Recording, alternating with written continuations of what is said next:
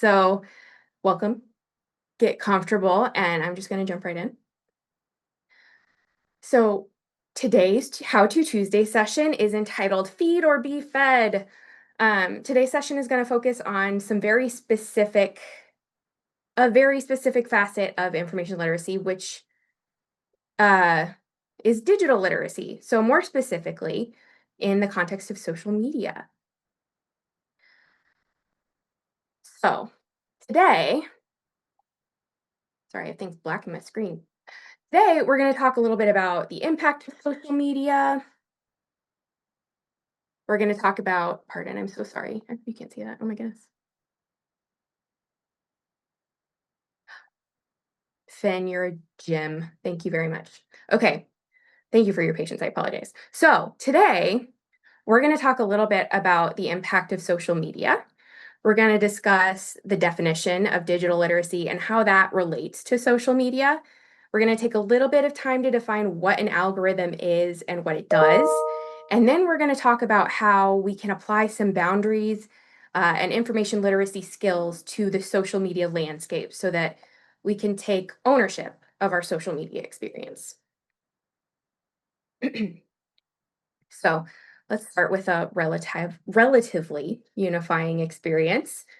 Have you ever opened social media just to check like a tiny little thing, and then suddenly it's been 45 minutes later, and you've been watching just someone like, I don't know, those like censor videos, like someone cut soap on the same block of soap into like a million pieces for the past 20 minutes, or like those weird like carpet cleaning TikToks. Or maybe you've had one of those days where you're tired and you need a break, and then you think, okay, I deserve more than 2 hours. Me too, Finn. Um, I deserve 10 minutes of TikTok. And then you blink and it's dark outside and your back hurts and your brain kind of feels like it's buzzing. Uh, and you're wondering how you went from like a couple cute puppy videos to just full on existential crisis. Uh, so yeah, I hope, I don't hope we've all been there, but it's going to be a little awkward if I'm the only one. Um, Here's the thing. It's not because we're weak or irresponsible or bad at time management. These apps are literally designed to keep us engaged. And this isn't inherently a bad thing, but it does mean that the level of awareness and intentionality that we approach social media with is vital to our like individual and our societal well-being and health. So basically, social media is a powerful tool, right? It's made so many movements and friendships and communities possible, but it can also kind of reward us into these passive, sort of helpless loops of consumption and of doom scrolling. And we can kind of end up trapping ourselves in echo chambers, essentially. And we can start to forget the point, which is human engagement and connection, right? So, like any powerful tool, we need to know how to use it to safely and intentionally engage with what matters to us. Which brings us to a term you may have heard before, digital literacy.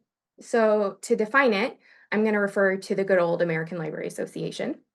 So, digital literacy is like information literacy, but in the digital space, which means it involves a few layers of nuance, but just like it's just a little bit more depth. It's a little more complicated. Digital literacy is the ability to use information and communication technologies to find, evaluate, create, and communicate information, requiring both cognitive and technical skills. Especially on social media, it's a lot more than just asking, is this true? It's about asking, or it's about understanding how information gets to us in the first place and understanding how that shapes our experience and our responsibility as digital citizens, right? So, what does that mean for social media? How is it different from other forms of media? When we read a book or an article, we usually know who wrote it, why they wrote it, and like what we're trying to get out of it. We're choosing to engage. Social media is less clear. It has kind of fewer layers of accountability, and there has been some work done in that area, but it's a lot more automated and very depersonalized in comparison with more traditional forms of media. So on social media, information comes to you, right? It shows up in your feed like it's just kind of like it's just floating by. It feels random and neutral and effortless. It feels like kind of like a window into the world, but a much more accurate metaphor would be a mirror. So that content you're seeing is a reflection of the information that an algorithm has collected from you. Your feed is being shaped by like a system that's constantly learning what keeps you watching. So, what's the algorithm actually doing? So, very simplistically,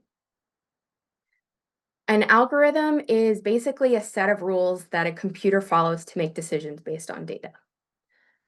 And on social media, the goal of those decisions is it's pretty simple. It's to keep you engaged.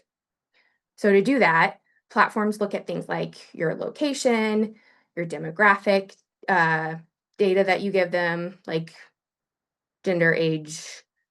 Sometimes you can even like pick interests on things like platforms like Pinterest and whatnot, who you follow and what they like. And most importantly, how you interact with the content, that engagement. And that last one, engagement, is the big one. So algorithms are not sentient beings with internal ethics. They don't and they can't care what's true or healthy or meaningful. Their purpose is to collect data and curate content that gets a reaction. So if you pause on a video for 3 seconds, that's data. If you comment, like, share, that's more data. And the algorithm collects that data. So, oh, you that got your attention, great. Here's 20 more videos. Um, So combine that with short, fast-paced videos, like designed to keep you scrolling, like Instagram Reels, TikTok, YouTube Shorts, and suddenly you're in the digital equivalent of like eating fun-sized candy bars out of the bag, and you don't realize you've hit the bottom of the bag until you reach in and there's nothing there, and you maybe have a slight sugar coma going on, and probably a similar headache. Now, let's talk about something that doesn't nearly get enough attention. Okay, so algorithmic bias.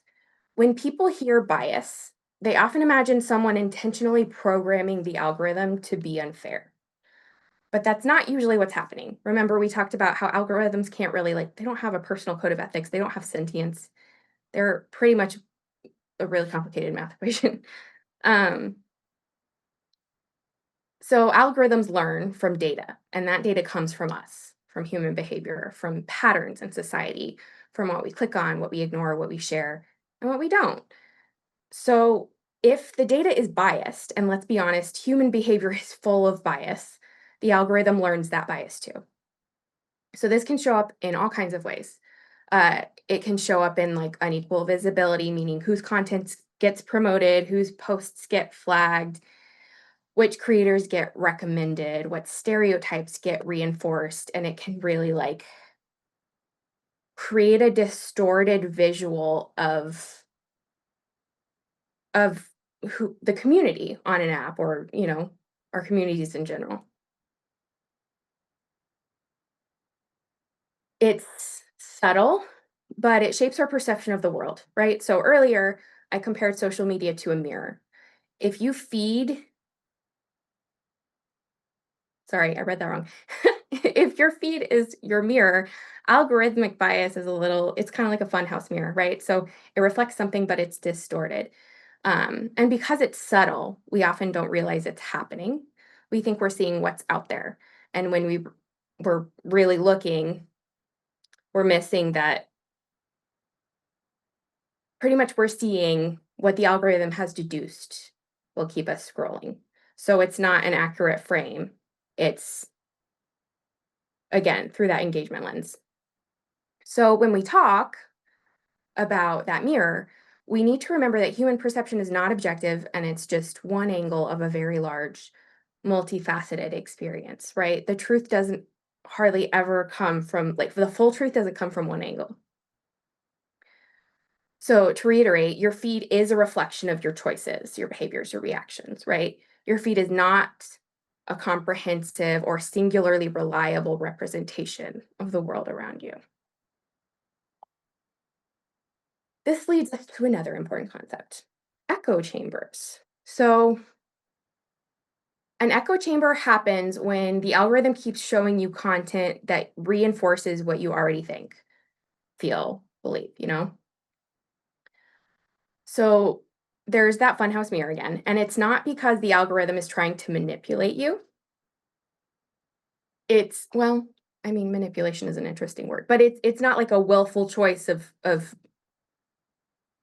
deception. It's because it's trying to keep you engaged. So remember, if you watch one video about a topic, the algorithm thinks, great, you like this. And suddenly, or gradually, your feed is full of similar videos. That cyclical process spirals. And before you know it, you're surrounded by content that shares the same perspective, the same tone, the same emotional energy. And here's the tricky part, when you're inside an echo chamber, it doesn't feel like an echo chamber. It feels real, it doesn't feel distorted. It feels like everyone thinks this way. But it's the illusion, right? So echo chambers can intensify emotions, they can polarize our opinions, they can make disagreements feel really personal, and they can make the world seem a lot more divided than it might actually be. So, how do we keep from isolating ourselves like that? So, recognizing each chamber is a huge part of digital literacy. Practicing that literacy mostly starts with asking questions. Now, ideally, these are questions that you're continuously asking as you're engaging with content, but especially when you're starting to notice yourself um, sort of get like stuck on a really strong feeling, right? When you start to feel that doom spiral kicking in, it's really important to catch ourselves and shift that intense reaction into curiosity. So, when in doubt, always ask questions. Is this the whole picture? Is this an opinion or a fact? What am I not seeing? What's missing from this conversation? What is it, or who does this perspective benefit? Who does it exploit? Right? So, as we start thinking and asking those questions, one of the best tools we have to break out of that echo chamber is something called lateral reading.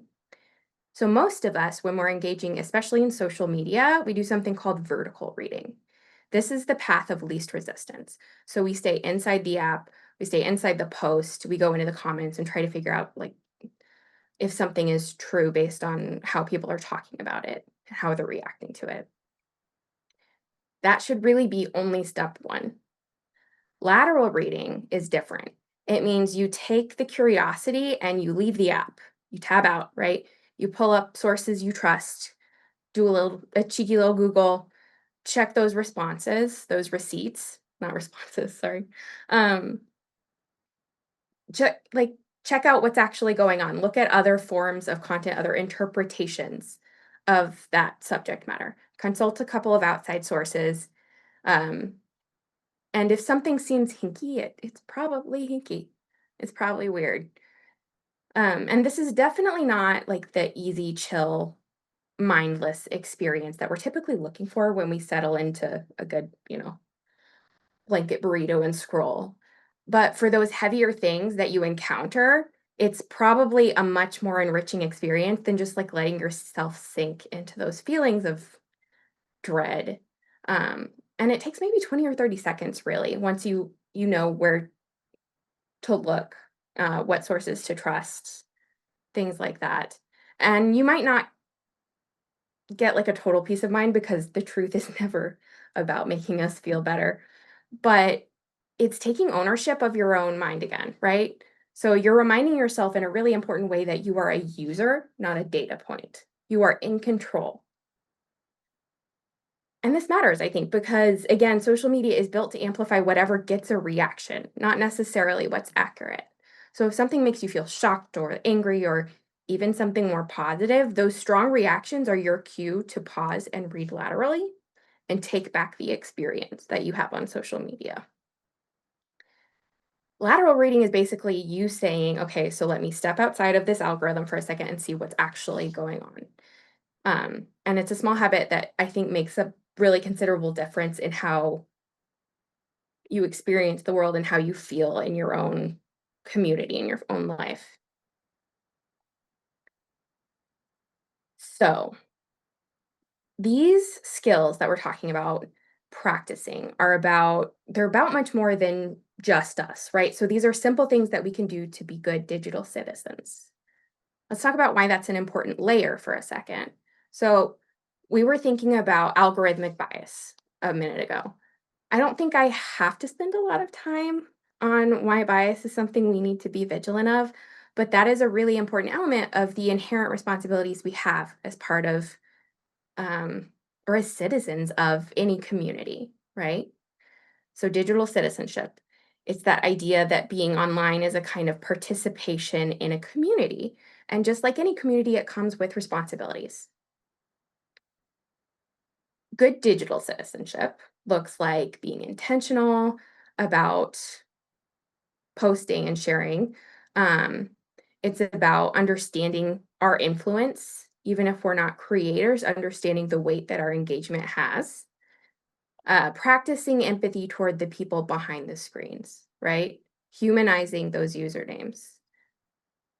Um, I do know that like AI bots are a thing in comment sections now, and that's like another layer to consider. But for right now, best practices are to assume that the person you're engaging with is a person and have you ever heard the phrase assume ignorance, not malice, or something like that?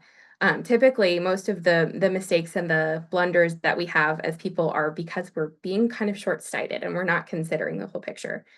So that humanizing element is a really important aspect of digital citizenship. And just participating in digital spaces with an awareness, which I think is part of that whole conversation. So every time we post, we comment, we share, or even just like watch something, we're shaping the online environment, right? We're contributing to the culture of the internet, whether we mean to or not. Digital citizenship is really about agency. It's about recognizing that we're not just passive consumers of content, we are active participants in a digital ecosystem. Our best tool for that is using those digital literacy skills to take that ownership back, right? So, to recap just a little bit. If we want to use social media in a way that supports our well being, our learning, our communities, we need to be leading with traits like awareness of bias and fallacies in things that we consume.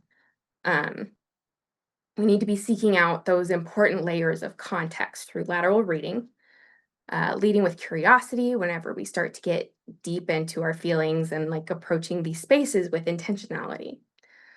Our best tool for those things and our civic responsibility is developing our digital literacy skills so that we can engage with this tool with awareness and intention. And that starts the next. Okay, so here's the thing. I wrote like a little witty thing and now it sounds cheesy and I ruined it anyway. But pretend this landed. Ready? And that starts the next time you open an app just for a minute. But it's okay. Thank you for humoring me. Oh, that's the deal. Um, we do have time for questions if you are interested in discussing for a little bit. Um, if not, I wish you a peaceful and productive rest of your day. Do we have any questions? Does anybody